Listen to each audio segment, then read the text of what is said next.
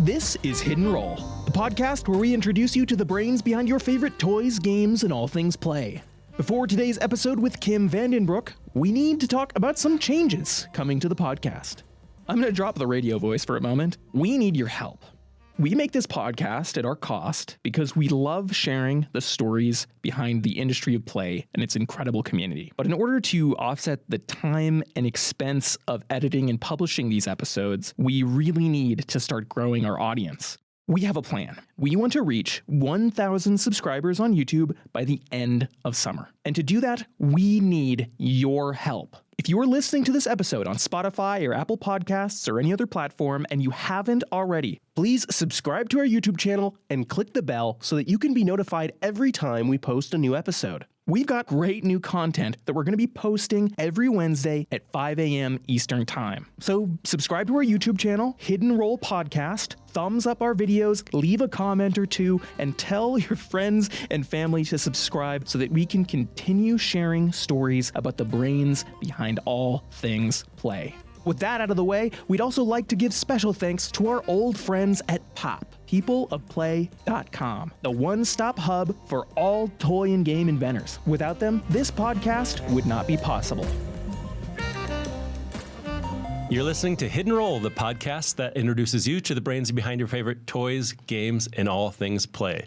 I am game inventor David Yakos. And I'm game designer Branson Faustini, and together we get to talk to the people who make the world of fun. Lots of fun. And today we've got a special guest. We've got Kim Vandenbroucke here from Chicago. And Kim. Hi, Kim. Thanks for being here. Kim is the owner of the Brainy Chick Incorporated. It is a design consultancy that creates amazing games and toys. One of our current hot games right now is Pigs on Trampolines. She launched that with Play Monster. For that, she won the 2023 Play Creators Award. Congratulations on that. Thank you. Under the name The Game Aisle, she wrote a blog about all things play from 2009 to 2022. So yeah, it sounds like that might be putting coming to a little bit of an end, but it doesn't mean you're stopping on everything else you're doing. No, I have too many other things going on. And there's so many great people who do TikToks and stuff like that, talking about games, that it was sort of past the point that I needed to be doing what I was doing, but it was fun while it lasted. I mean, I got to try out lots of cool new titles and it was a lot of fun. Just every new game that was coming out? Yeah, so I reviewed a lot of new stuff that was coming out. I talked to a lot of inventors and talked about what it's like being in the invention community, because I think there are so many people out there, especially when you're not talking about like the hobby market or the specialty market. You have a lot of people that are just shopping at like Target and Walmart that have zero idea that these games are not made by companies, they're made by inventors. And so when you start introducing people to the inventors behind it, there's a really great story there, as I'm sure you guys know. I mean, you have a podcast that's talking exactly about that, talking about people behind the scenes. And it's really interesting to be able to share that and say, hey, you love this game. Let's talk to the person who came up with it and how they came up with the idea. So there were times that I would go and be able to get pictures of people's prototypes and stuff like that. So then also aspiring inventors could see how far they took a game, what an acceptable prototype looks like, and kind of talk about how people came up with these ideas, how, what that brainstorming process is. Because I don't know, I'm sure you get it, David, when people ask you, oh, how do you come up with all these ideas? And you're like, they just sort of appear. They just, but there are some techniques to brainstorming that you can talk through, which is always fun. Well, I want to dive into that in a little bit, because always trying to figure out where do the ideas come from. I'm just convinced there's a hole in the sky. If you stand in the right spot, they just sort of fall out and land on you. Oh, you want to know what? There was a really great Elizabeth Gilbert TED Talk where she talked about how, there's too much ownership dumped on people. And she was talking more about writers and how, if you write a really great novel, your next one's not great. And people are like, oh, she's washed up, whatever. But she was talking about how in history, it used to be that you would have these, you'd be inspired by the gods or something. It wasn't you were gifted this thing. And then there was this poet, and I forget who the name was, but she mentions them and they were like, this poem would like come up over the mountains or through the fields or whatever and like smack you. And if you didn't like go out and grab it, it just would like pass you by and look for another poet to like go and bother. And so there are definitely times where like, I have no idea how that just like fell out of the sky, like you said, and like into my head, but it's a great idea. So I'm with you on that. I wish that I could take ownership of everything that I did, but there's definitely some sort of just like the universe just smacked you in the side of the head with a great idea. Well, I'm like, I'll take it. You've got to be doing something right because you're a serial inventor. There's a lot of people that get their one thing out there, but you, time after time, you've got a lot of titles out there, and it just keeps happening. And you're doing this basically full time, inventing games. There's not a lot of, as you know, like we've been in the rooms with all the other full time inventors. There's not a lot of us, and so it takes a lot of work. I like most of the independent inventors out there, or even like the ones that are in companies and whatnot. It's amazing how we all compete for the same slots, yet we're all really friendly with each other. It's really, it's just such a great community to be part of. Because you're right, there's only so many of us. I think we all look at it like it's one giant game. It's like, well, somebody's going to win it. Let's just all play together because it's fun. It is true. Well, I think there's also that idea that you could have the best idea ever, but it's just the wrong time, or, you know, someone that you're pitching it to that would be perfect for it, like hasn't had lunch yet and they're like hangry and don't like it. Or there was a chicken game on the market a year ago that didn't do well. We can't do another chicken game. And you're like, look past the chicken. And, you know, at 5 years later, it's the hot new title. So it's only so much us. I think there's also like what's in the ether out there, kind of those outside influences. So all of us know that. They'll always need more poo games. We know that for sure. That is true, but I have a hard time bringing myself to do that. Although I did have a peeing dog. You did. That was with Hasbro, right? It was with Hasbro, yeah. Yeah, peeing pup. Yeah. But it was sweet and wholesome where the idea came from. I had a puppy at the time, and everybody wanted to hold the puppy, but you never knew when like the puppy wasn't gonna make it to the bathroom outside because he was just, you know, being potty trained. And so you don't want to be holding the puppy when he peed on you. And I thought that would make such a cute game. And then it, you know, turns into like, the dog pees on you. And you're like, yeah, I should have known that's what was going to happen with it. But at the time it was sweet. It makes more sense than a hot potato. It does. It really does. And who does want to hold a cute puppy? I mean, we all do. Hey, so as a little Kim, like deciding, hey, one day I want to grow up. I want to be a game inventor. Is that what happened? So first, throwing back to when I was called Kimmy in grammar school, I feel like it was like second, third grade maybe. And they were like, what do you want to do when you grow up? And I was like, I want to be an inventor. And they're like, that is not a real job. And I was like, oh, heartbroken. So then I decided I want to be an astronaut, which, you know, again, like what are the odds? So no, I ended up going to industrial design school and had no idea what I wanted to do. I was working at a museum my senior year of college. It was a ton of fun. I loved it. But then we had this career fair, and it was like, do you want to design washing machines or office furniture or medical equipment? And I was like, oh my God, none of these. I have made a vast mistake in my life. And then Randy Klimpert was there from Meyer Glass Design. And I was like, I don't know, toys and games. That sounds not miserable. So I met with him, not really wholeheartedly being into it, but I was like, it sounds like the least painful out of everything. And we really hit it off. Like, so I went up and I got to meet everyone in the studio. And in my interview, I thought I totally flubbed it because they were like, what's your process? Like, what do you do? And I was like, look, I like coming up with the idea and moving on. Like, I can't sit around and like work on the shape and the form of something like we had been taught in school. And I was just like, I just got to get past it. Like, just get the idea out is like my thing. I just want to come up with lots of ideas. And they're like, you're hired. So that worked out really well for me. And I'm from Illinois. I'm from Chicago, the Chicagoland area, and they were in Chicago. So that was great. And then the very first game I did for them, I pitched to Mike Hurdle, who was with Hasbro at the time, and he took it on the spot. So I went in with my little tray and my game idea into the conference room, and he's like, this is great. We'll do it.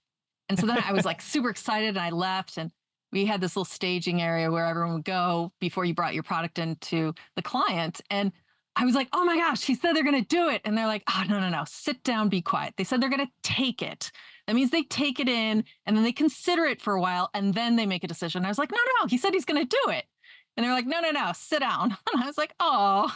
And then it turned out that no, he really did say that they were going to take it and they licensed it right then and there. So it's all been downhill from there. How often do you like license a game on the spot to Hasbro? Never. So, started on a high note and then just sort of like since then. Well, I don't think it's been all downhill. You've had a lot of big wins Here and there. Yeah, it's a little bit of a numbers game. Oh, for sure. Yeah, like I don't know if you can see it. Scattergories Categories is the first game I licensed when I went out on my own, because Meyer Glass only lasted for a handful of years. And then they went out of business, and then I started on my own. But that was the first game I've licensed, and it's still on the market, which is pretty amazing. So when you talk about like lifetime of products, it's a good one. It's a great game too. I like it. So you don't like doing the fine details. You like just the idea part? I love the idea part. With games, it's fun to do more of the like testing of it and getting. I enjoy that. I love coming up with ideas. That's really my jam. But I don't mind doing the play testing, that type of things, because games are fun. But back in the day in college, we spent so much time doing form studies and like figuring out if it was like felt right in your hand. And I was like, if I have to do that for the rest of my life, I'm gonna scream. Like I couldn't do that anymore. So that was the sort of stuff, like I didn't need to figure out what a dial on a washing machine should feel like, or how the handle should feel when you're opening it. Like that was really going to make me bonkers. So I love the ideas and working on a project for an amount of time and then moving on to the next fun thing, which is great in this industry because it's all like lottery tickets, right? You like make a bunch of games and you just like hope for the best. Maybe one of them will get their ticket pulled by a big company. So what's your process, your creative process from going from idea to pitch to product? So for me, obviously, I'm just more on the front end. I come up with lots and lots of ideas, and then I'll do a quick prototype, which is usually just like scraps of paper, kind of figuring out if it's going to work. And then I'll make a prototype that's playable, and then obviously a video, then pitching to clients. And then if they want to see the prototype and whatnot, it goes from there. But and then sometimes I write content for clients. Sometimes they want to do the content. That's fine too. But I spend a lot of time doing that ideation on the front half of things, where it's coming up with the idea and coming up with the basic way to play. But making those like playable prototypes that are not always full games. So if you have like a party game with like 500 cards in it or whatever, 250 cards, I'll only do a smaller deck. I'm not going to go and write all of the content just for a prototype, because I have a zillion other ideas in my head that I need to like shake out onto my desk and get working on. So that's part of it too. Yeah, making content can get a little bit tedious. It can, especially when you're just like to live around the idea. It's like, hey, I proved it with these 3 cards. You can make the next 497, can't you? There are sometimes though that you look at it and you're like, oh God, I will help with this, because like we need to figure out a way to make a deal, because I'm not sure your content's going to really get the essence of what I was going for. I get that. But that's not always the case. Getting into game invention, you're good friends with Peggy Brown. We've had her on the show. I am. She's actually just saw her Sunday. Oh, nice. She's another pillar of the inventing community. And so brilliant. As far as I remember, she was looking at, hey, I could design tractor steering wheels or games. Tough choices. Right? Why on earth did I choose this? Tractor steering wheel sounds amazing. Tractor steering wheels probably has a little bit more stability as far as the ongoing paycheck from day to day. Because game inventing, pay is probably far more steady. We get paid quarterly if you're lucky. Yeah, because it's everybody only sees the successes. We've developed games day in, day out here, and it's like people just see the ones that hit the store shelf and the success. Can you maybe touch on this a little bit? How you want many me to touch times? On failure? Yeah, I don't know if we'd call it failure. It's just, but yes. Well, I mean, I joke all the time that people are like, "Oh, toy and game invention must be the best thing ever," and it's like, "Oh yeah, it totally is." But in the grand scheme of things, the majority of the things that I make do not take off right when I make them. Like, I've had items where people have come back, like 7, 8, 9 years afterwards, and they're like, "Do you still have that game that had those things that had?" I don't even remember what the name of it was. And you're like, "Yeah, I do. Well, you want to license it?" "Yeah, I do," and that's great. But for the most part, a lot of stuff dies, or just sits in storage for a really long time until you're ready to bring it back out and dust it off. So I joke that like I'm a professional at failing. So I'm a professional failer because that's what we do. We spend so much time just being rejected. Most of the meetings you go to, people will take stuff in and then they reject it as it goes on. And you're just like, okay, it's another one. Didn't make it. Oh, well, move on. You can't take it personally. None of it's personal. It's all just timing and business. Yeah, we've had too many chicken games this last year. And this is a chicken game. You're a terrible person. Yeah, I know. I had that. I had someone be like, this is like the 12th taco game I've seen today. And you're like, of course I don't know that. I don't know what other inventors are working on. And you're like, I'm sorry. I don't know what to say. Okay, so you don't want a taco game. We could make something else. Growing up, what were your go-to games? What did Kimmy play? My mother was a math teacher and my father was a CPA. So we played a lot of like games that had numbers in them. We played a lot of Yahtzee, honestly. Yahtzee and Uno and Skippo. And I actually won my copy of Skippo when I was on the Bozo show. If you're from Chicago, you would know what that is. I don't know if they showed it outside of Chicago, but I was on the Bozo show. I lost the jump rope contest, but I won a game of Skippo and praying crayons and a giant box of Nerds, so that sounds like a win. But so we played a lot of like the classic card games and stuff like that. Mealborn, Uno, Racco. Then we played a lot of card games. We play something called Shanghai, which is like a progressive rummy game. And so we played a lot of classics. And then I played games. I have two sisters. So we played like Mall Madness. That was awesome as a kid. And a lot of sort of like the girlier type games that were popular back in the 80s. Go For It. Oh my gosh. So I just posted that on my Instagram a little while ago. I still have the copy of that. The game Go For It, which is like just so capitalistic, like 1980s. It's hilarious. But so it was a lot of the games like that. We played board games, we played card games, we played dice games. But a lot of times my mother was always like, well, what are the odds of that, happening? Or have you been counting the cards? So that was sort of beat into me at a young age. Count the cards.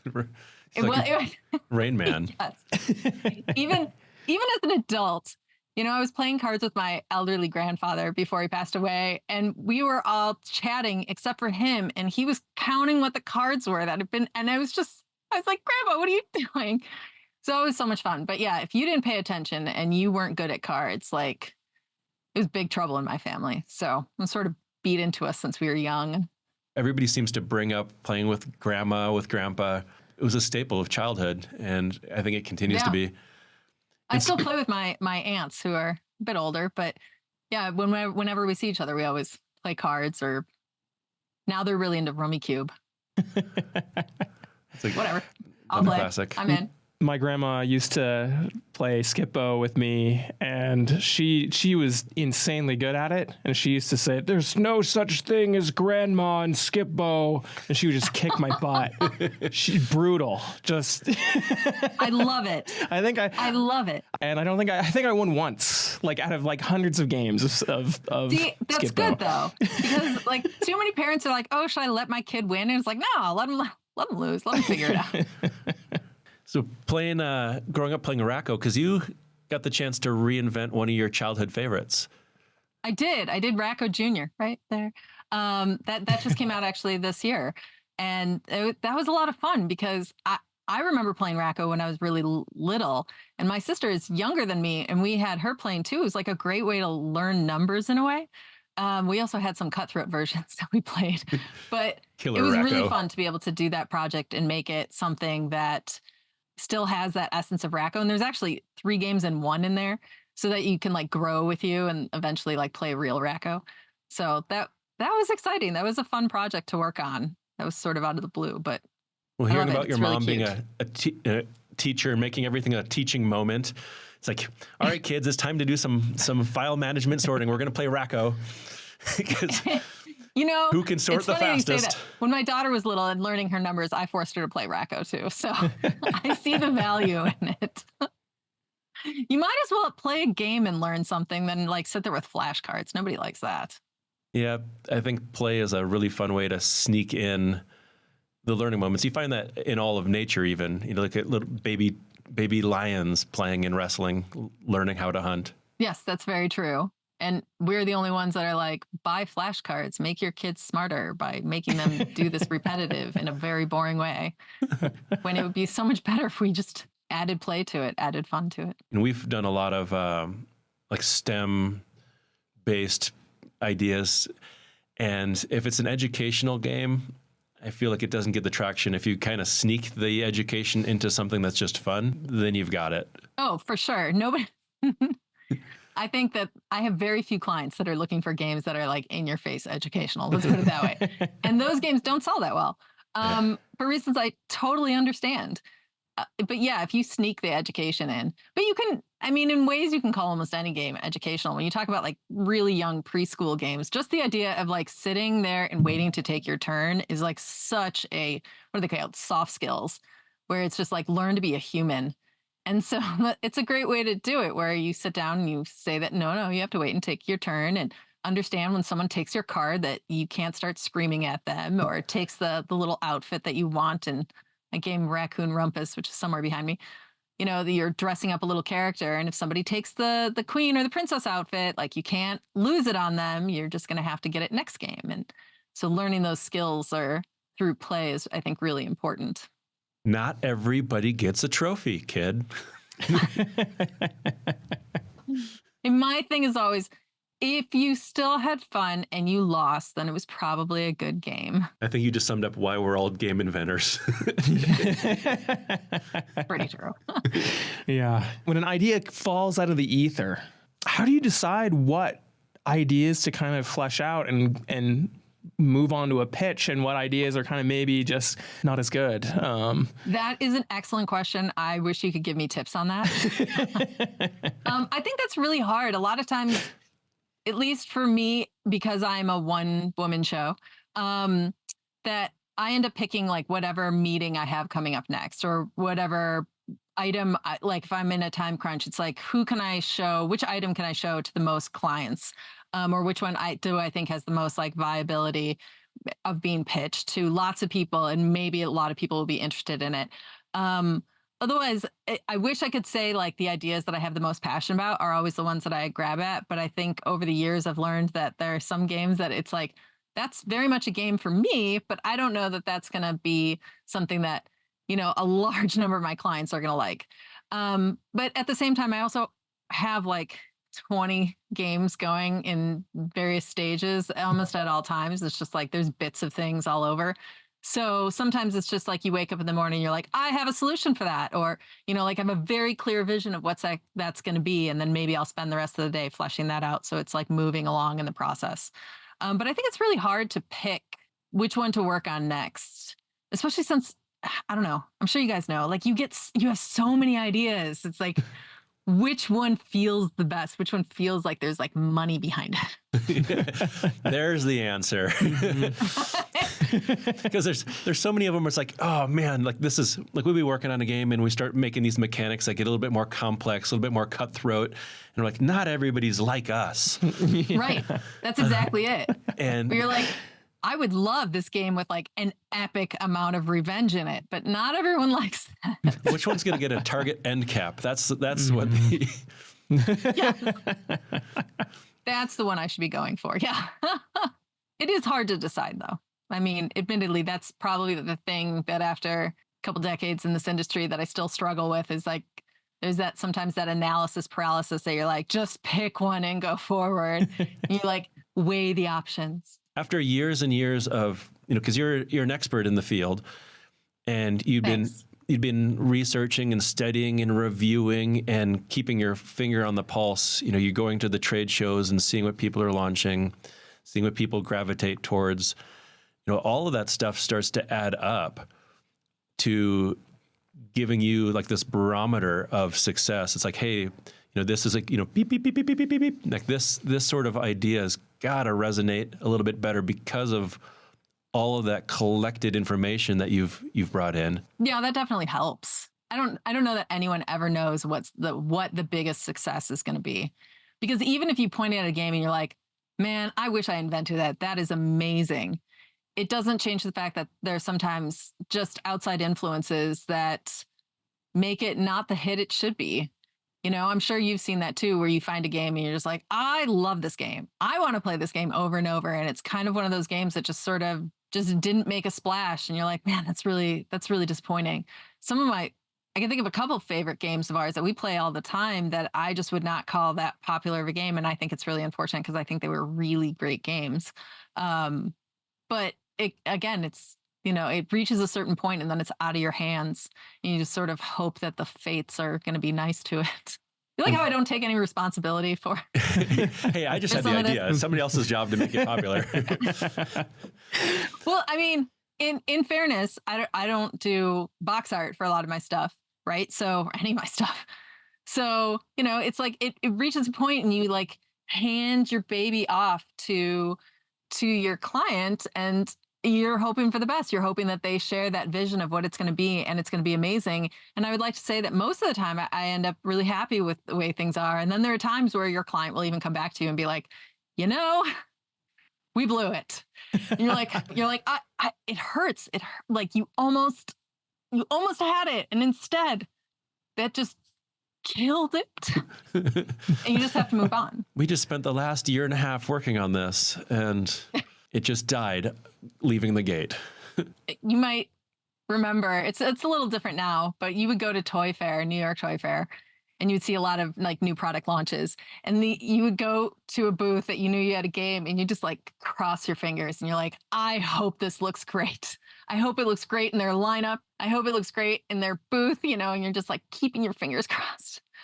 And, thankfully, a lot of times I was like, oh, whew, that could have been bad. But it ends up being really nice. And then there are other times you're like, that's an interesting take. Or, we forgot to bring it. Oh, that is bad. We've also all had some of those. Yeah. Where you're like, where is it? Or you ask the salesperson, you're like, oh, this looks so great. And they're like, yeah, I have no idea how to play it. And you're like, oh, so this is dead. Thank you. Can I show you how to play it? Yeah, I think that's another one of those marks of success of like once you've had a couple of those things happen to you, it's like your game shows up in the thrift store. You're there. I know Peggy's got a lot of these like marks of success are how many different types of failures can you have? Okay, yeah, totally. It's like the one where the box is really bad, the name is really terrible, the manufacturing ended up being subpar. Yeah, there's lots of little ways that could turn. Oh, like somehow like your container fell off a ship or something and they didn't make it on time. There's lots of them. And you're all just like along for the ride, hoping for the best. So of because you've done quite a few different games, what are like some of the ones that stand out to you that are like your favorites? Like this was a labor of love. This is one that I wanted to play all the time. It's funny. I have some that haven't been licensed if anyone's looking. But no, I mean, like Scattergories Categories was so much fun to do because I wrote the content for that one as well. And I found out that, like I said, that was the first one I ever licensed. And I found out that they were going to go to contract on it while I was on my honeymoon on my way back. And they were like, we need a couple more cards for the buyer. Can you like put some together? So my very new husband and I were in the airport on our way home writing content for that game. So that's fun. And I loved writing the content. That was so much fun doing that and checking it and everything. So, some of the other ones that I did a game called Chug-a-Chew for Mindware, which I think you could still find, might be on its way out. It was one of the games that I developed for my daughter, and she was so angry about me taking the prototype with me to Toy Fair that I had to make a second copy for her so she could keep it at home when I left. It was adorable. Heads Talk, Tails Walk, which is out with Ravensburger Think Fun right now. That was another one that it was just like so much fun to create because it's so silly and ridiculous. When you don't get a match, you have to walk like an animal and talk like it at the same time, which no kid can really do successfully. And they all try, and it's like a barrel of giggles. And that was so much fun to work on. It's amazing. The one above me, the unicorn, Sparkle and Share unicorns. Like that was a really fun one to work on too, because I got to play test with my daughter and whatnot. And a lot of the stuff that I do is really anywhere between like very, very young, very first preschool game, all the way up to party games. And so it's like everything's sort of slightly different. I don't focus on one particular area. So sometimes it's really great writing kind of very adult, funny content, all the way down to being like, oh my God, it's the sweetest thing to see little kids playing with it. So I enjoy that there's variety. Yeah, I find that with kids, I've got 4, and you end up developing games for that interaction, that experience with the kids. And I'm sure like a lot of your game content was like driven by like, hey, I want to spend time with my daughter. That would be fun. How can we make our evenings more fun? Yeah, she was like really, really into dice games before she could add or read, which is why I made Feisty Dice, which is with Mindware, because it's no reading, no adding, just a color game. But she could play it, being only like 4.5 at the time, and so we played that a lot. And exactly that, it was like I designed it because I couldn't find something on the market that I liked, and I really enjoyed playing it with her. And then, of course, it's always fun to see what happens afterwards. Like Pigs on Trampolines, Play Monster did such a nice job with that. So like now playing my prototype was one thing. Playing their final version, they have like the trampolines sound so good. So you go and you get to see other people playing it now, the final version. And that's like so satisfying that you're like, I gotta do more of that. A game that I played when I was a kid that you worked on that I really liked was Zathura. And it blew my mind when I saw that you worked on that. Could you talk a little bit about that? I did, sure. So that was back really early in my career, Meyer Glass days.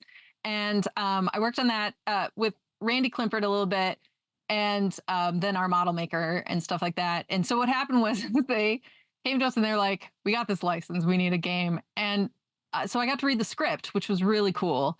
I did not get to go and like visit the set or anything, which would have been awesome, but I did have a copy of the script. And so I had to go through and read the whole script and like pick out all the cards that were in there so we could include them in the game. But there's only like 7 cards in the whole movie that are actually shown. And then you have to build a game about it. And the whole thing was like, just everything terrible happens, right? So you move forward and then like tragedy happens. And it was like, oh, I know you spun that you were going to move forward, but you're going backwards. Everything, you're going backwards. So that was it was an interesting one, because I think that was the first game that I ever made that was directly tied to a license ahead of time. Sometimes they put one on afterwards, but this one was like brought to us, and it was like, make a game that is awesome enough to go along with the movie. Our model maker made the card shooter and everything, because if you remember, you like twisted the key and then like pressed the button and it like played a bell and shot out a card, and it was really cool. So that was a lot of fun. I can't believe you remember that. That's really funny. Nobody even remembers there. Everyone's like, Jumanji? Like, no, the one after it, the one in space. Yeah. I always wanted to play, but I was afraid to. Bad things happen. Yeah, it's true. You don't want to get stuck in the game. It's nice that you got to actually read the script before it came out. Yeah, that was really cool. That's fun. I've worked on some out of movie college, titles. I was like, look at me, big time. I'm reading scripts for movies before they come out. I worked on a movie title license about dinosaurs, and I basically had to guess. We got nothing. It's like, well, I mean, that doesn't surprise me. Like I said, I was expecting to like read through and see all these cards, and I was like, oh my God, there's not even enough for one person to play through the game. They definitely and I was like, there's not even a lot of direction here as to what else would happen. So it was shocking in a way, but good lesson. You mentioned earlier just being a one-woman show. So, there's a good number of pillars in the inventing community that are female, but maybe you could talk about that. Is it? Because sometimes you look and I it love that you looks said like a good number. There aren't very many of us. Well, there's a few that really stand out. Let's put it that way. Yeah, well, we are awesome. Yeah. I mean, when we go to events, it's way more male dominated than female dominated, and it's changing. My company name, Brainy Chick, was kind of a joke on the fact that there were no women really in the industry, at least not that many, especially not many independents out there way back in the day. And I'm glad to see that there are more, and that there are more female inventor relations people out there. That's great too. But yeah, there are definitely times where it's sort of a struggle. Let's just say there's a little sexism in our industry sometimes. So that adds to it too. But I like a challenge. So I'm still here. I think of like you and Peggy and Tanya and Mary, like are proving everybody wrong as far as like making big differences in awesome games. Oh, well, thanks. You know, I admire all of them that you mentioned. I think you have to work really hard in this industry no matter what. And I think that there are times that some of the women have to work even harder just because we're not always seen as, it's interesting. I'm going to jump ahead for a second. There are studies out there that say that men are always seen as more inventive. And when you ask people like, oh, who's an inventor? They talk about like dead white men. We have never really been a society to champion a lot of the females who in our history have been really great creators and inventors. We just sort of are like, oh, here's the one that did this, and then moving on and leaving them with a whole bunch of men. You know, it's like you talk about science and everyone's like, oh, Marie Curie. And then you're like, but there were so many others. We're up against that, like, just inherent stigma of that women aren't as creative, or that we're here because we have kids at home and, you know, we're doing this just for fun. The number of times I've been told, like, asked that, oh, are you a stay-at-home mom who does this for fun? And I'm just like, no, this is my job. I've been doing this for more than 2 decades. It's my full-time work. This is all I do, you know? And so that's part of the industry, but it's definitely frustrating at times. But like I said, I like a challenge, so I'm willing to put up with it because I love what I do. Well, and you do it well. Thanks. So I want to talk a little bit about the pitch. Like, where do you go to do that? Like, what is it like actually being in the pitch, sitting across the table from somebody that's sometimes an executive, sometimes they're a friendly, you know, that you get to hang out with outside of the pitch. Like friendly. Yeah. Love that. Okay. For somebody that's trying to get into this industry, one, it's like, oh, I've got these ideas, but how do I even start? Okay, so for me, like the number one place is the People of Play conference.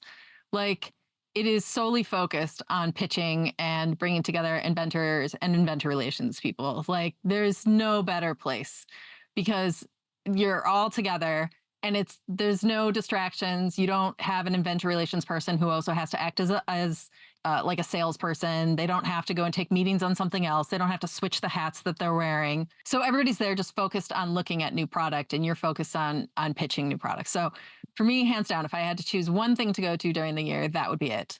The pandemic, I think, really changed things, and people have really been like, Zoom, yes, we will meet on Zoom. So it's made some of the other things that were so important before a bit, I don't know, superfluous. Like New York Toy Fair used to be, especially early on in my career, it was like such an important thing to go to and have a lot of stuff ready to go. And now it's kind of like, okay, yeah, I'll go and pitch. I mean, we haven't had it in a while, but we had it this past fall. But it's not as important because you can see the people there, have a nice conversation. You don't have to worry about like clearing off the dirty table to pitch them stuff. Instead, you can have a really great meeting, talk things through, and either pitch them ahead of time or pitch them afterwards if that's how it all shakes out. So it's a little different than it used to be. It used to be that there were distinct times of year that were really important. And now it's like, I can just send an email and be like, let's meet next week. I've got some stuff to show you. And that is fine. As for the pitch itself, obviously everything now has pretty much turned to sizzle videos. So Zoom turns into this like really easy platform to use because we have sizzle videos. Whereas before I was schlepping around a suitcase filled with prototypes that you'd have to, you know, take out of the bag and set up and then like put back in while you're also trying to pay attention and make sure you got all the pieces in and it looked nice for the next person you had to pitch to. And thankfully that's over because I'm so over that. I'm so done with that. And so a lot of stuff now, I'll bring a sizzle video and then I'll bring some of the smaller prototypes that are easier to play real quick. But so much of it is just online and digital that makes life so much better. It's definitely streamlining. The videos seem to make a big difference. Yeah. Well, and pretty much everyone requests them now. Like, I don't know that there's any company you can pitch to that doesn't want them. Like, the first request is always send the sizzle, you know, and even with the large companies, you have to have a sizzle to send in to be able to even put it into their portal. It definitely was not what I thought I was getting into when I started in this industry. I didn't realize I was going to have to like master making videos. I'm curious your take on, so like on videos, we make different types of videos. There's like the sizzle, and then there's like the how-to. Sometimes there's just certain games where it's always going to be easier to explain if you just show it. Yes. I think because I do a lot of games, I think I do like a hybrid of the two of those. I won't go into the nitty-gritty details of exactly what the gameplay is. So it's not like in the first round, the first player is going to only get to roll 2 dice, and then every subsequent player will roll 3. Like that's never going to happen in my videos. Instead, it's like you give the essence of sort of what to play and what that point of difference is, so that it's this hybrid between sizzle and a explanation video, because I don't think that you can pitch a game without really explaining how to play it. But at the same time, you have to not have them feel like they're watching a video that is explaining all the nitty-gritty details, because frankly, I would pluck my eyes out if I was in their position and had to just watch hundreds of videos like that. So I have a time limit. I try to keep everything under 1 minute and then fit in as much as I can. And if I have to go over because it's for some reason a more complex game, then I'll do that. But for the most part, it's like 1 minute or less, and cram as much information as I feel that I need to in there to get that idea across. And then we can talk finer details later. It's like 1 minute of turbo talking. It's like the micro machines. It's like you got like the micro machines commercial. I already naturally talk really fast, so yes, it's not a problem. The other thing is I tend to avoid putting like if then but rules in games. I've played enough games that it's like if you have to remember those teeny tiny rules that it was like if this happens though, and you're like that almost never happens. So I think making a sizzle really helps me edit out some of those rules that people would be likely to forget anyway. When I talk to like newer inventors or people that are working on stuff, that's one of the things that I'm always like, could you work on this and remove some of those? Because nobody's going to remember them anyway, and like streamline the process and streamline the game. And if you need to keep those in there, then keep them in there if they're important, but not if they're just adding to the things you have to remember. That really helps with, I think, keeping my videos compact and nice and small. That's really interesting advice. Like knowing how to pitch your game can inform the development of the game. Get rid of the extraneous details. Get to the heart of the fun. Yeah. I remember Hasbro, a lot of the companies stay up on the pulse of like what is hot at the time. And I remember Hasbro went through like a stint there probably around the time of the peeing pup and Dunk Hat with them. And then there's like the pie face and all these. And they were looking for games there for a while that had maybe one rule. And it was like anything beyond like one rule. It was rule. more like a toy with a rule. Yeah. Or like a way to win. Yeah. And anything beyond that, it's too complex. Yeah, well, that definitely makes for a very short video. I don't do a ton of toys. I do toys every once in a while when like a really great toy idea pops in my head. Okay, I think it's great. Have any been out on the market? No. So obviously they're not that great.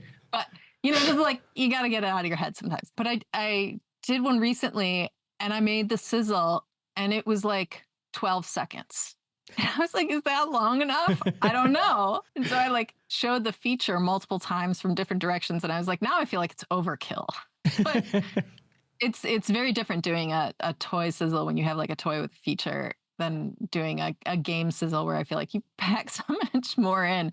So yeah, so back to, when some of the bigger companies were doing these very toyetic games, and I use that loosely, it was like you just show the thing and then the one rule, and it was like, and moving on, next video. Yeah, it's interesting when you start going, when you've got your list of like, I want to show you 12 things in this one meeting, and you're hoping for one, yes, send it in, and you start to show the video, and then they start checking texts or something during that.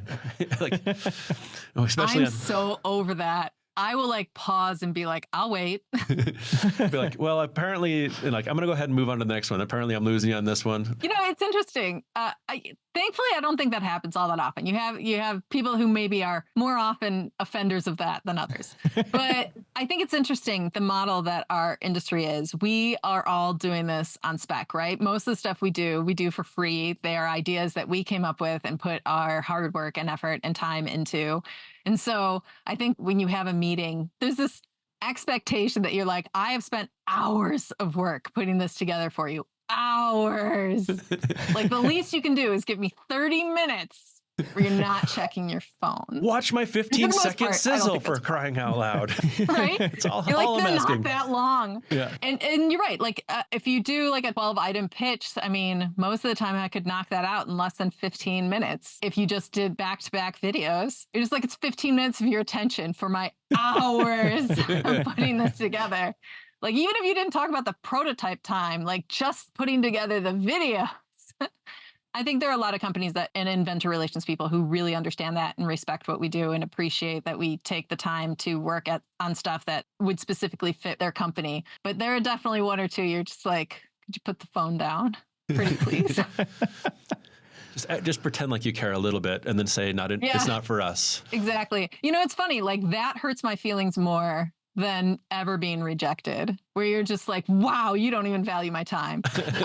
Whereas if somebody's like, yeah, that's not for us, I'm like, oh, okay, great, move on. Well, I think that's one of the things that makes the serial inventor successful compared to the attempted inventor. It's the people that can sit down and pitch after pitch after pitch, and they get rejected, but they're able to even learn and listen to those cues, because I might have an idea that it just is missing the mark, and people aren't seeing maybe what's still in my imagination. I didn't convey it well enough. Oh, yeah. I've had those meetings where it's like you've shown the same sizzle once or twice, maybe even 3 times, and you realize that it is not hitting the mark that you wanted it to. I will pull that and make sure that I redo the video so that it expresses what the cool aspect of it is, for sure. I think the other thing is that very early in my career on my own, when I was pitching on my own, I showed a game, and the inventor relations person just must have been hungry or something. I should say hangry. I mean, they were just, it was so offensive. They were just like, I hate it. This is like the worst game I've seen all day. And just like laid into it. And being relatively new doing this on my own, I was just horrified. And I almost pulled it from my very next meeting because I was like, obviously it sucks. And I didn't. I left it in the meeting because it was a meeting that I didn't have a ton of stuff for. And I was like, I can't pull an item. I don't have that much to show. And that was the favorite item in that next meeting. And when I say next meeting, I mean, it was like one meeting and then it was like the very next time slot. So like not even 30 minutes later, I have someone being like, this is so creative. I love how, like I find this so interesting. And so, there are times too where you're just like, obviously you catch people at the wrong time, or what is very obviously exciting for one company is not for the other, and it's not personal. It's not you. He could go and tell me that it was the worst thing he had seen all day, but obviously that's his opinion, and it has nothing to do really with what's going to happen for the future for that product. This is a terrible game, and you are a terrible person. It was so heartbreaking at the time because I was like, wow, I've never had anyone chew me out like that in a meeting. And, then to have the next person be like, this is great. I don't even have words for what this emotional roller coaster is. So I always think of that when somebody's just like, wow, doesn't even sound fun. And every once in a while you still get that where people are like, really, you would make a game out of that? That's not enjoyable. That's not fun at all. And then you have someone else that's like, can you ship this so it'll be here Monday? Well, I've had that where people have told me I don't get it. I just don't think they see the monkeys swinging on chandeliers inside of my head. It's like it's like this is really fun in my imagination, but apparently I didn't convey it well enough sometimes. And you learn to listen and iterate.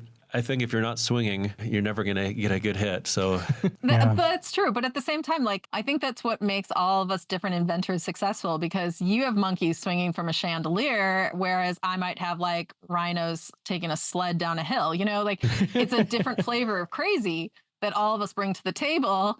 And you just have to like match that right flavor with that right company or person. I will match your level of crazy and raise it too. Right. Kim, I love sitting down and catching up with you. I look forward to the next show where we get to hang out again.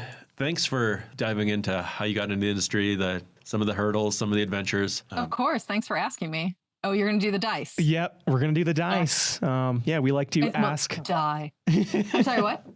We like to ask rapid fire questions here at the end. We're going to ask you 3 based on the roll of a die. Yeah, I hope these are good questions. I hope so too. First roll. All right. The lightning bolt. In a future of flying cars and talking robots, in the future, maybe 20 years, what type of game would you be obsessed with? What type of, you want to know what? I would probably still be obsessed with some of the classics.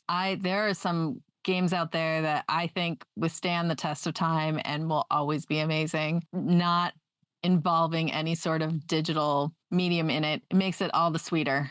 So I would still be doing what I do, and I would probably be playing games that are invented now were invented 100 years ago. I love it. What game do you think they're still going to be playing in 1,000 years? In Pigs 1,000 on years. Well, trampolines. there are still games that are like 1,000 years old that we play right now. Backgammon, chess, checkers, whatever. Yeah. So what game do I think we're still going to be playing? I would like to think one of mine. Pigs on trampolines, yeah. Right? Pigs on trampolines, totally. That's a really good question. I feel like we would probably choose something like Can't Stop, or like one of those classic dice games that doesn't have a theme, so it doesn't get weird when we've decided that, pigs have gone extinct or something. But just something that's sort of like generic, but really brings a lot of motion to the table.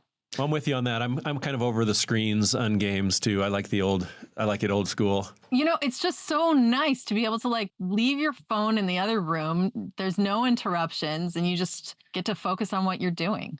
Nice. All right, another roll. All right. The dagger. All Dagger. right. If you were a superhero, which you are, I know you, which type of game is your kryptonite? Which type of game is my kryptonite? Oh, anything where I have to bluff. I am the worst at bluffing games. My God, like cockroach poker, there is no point. I'm going to lose. Mafia, you're like, I'm the killer. It's me, I did it. Redeal. Yeah, absolutely my kryptonite. One more roll. Third and final. All right. The dollar sign. I'm impressed you did 3 different rolls. All right, the dollar sign. Thing.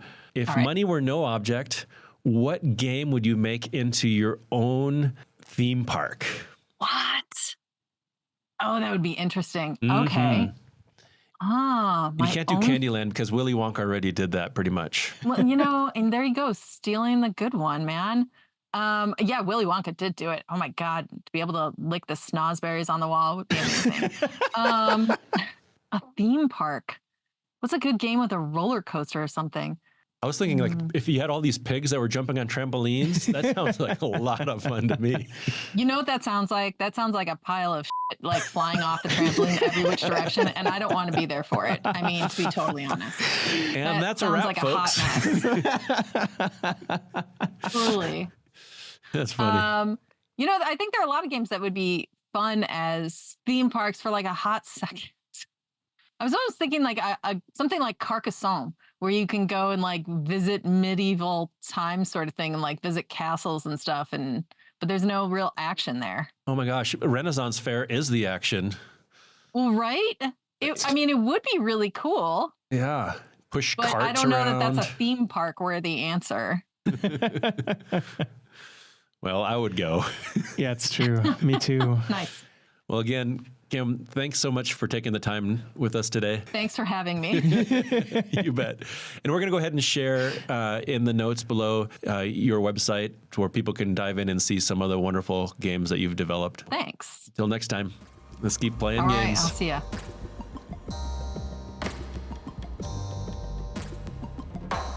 This has been Hidden Roll, the brains behind your favorite toys, games, and all things play. If you enjoyed this episode, the best way that you can support us is to subscribe to our YouTube channel and tell your favorite brains to subscribe as well. Hit the bell, thumbs up, leave a comment, and follow Hidden Roll Podcast on Instagram as well. If you know of someone who would be a great fit to be on our podcast, or if you'd like to learn the story behind any toy or game, leave a comment below, or send us a message at hiddenrollpodcast.com/suggestions. That's hidden, ROLE, podcast.com. Once again, special thanks to Pop, People of Play, the one-stop hub for all toy and game inventors. Visit www.peopleofplay.com to learn more. This podcast is also made possible by the continued support of the brains who never grew up, inventors of play, Streamlined Design.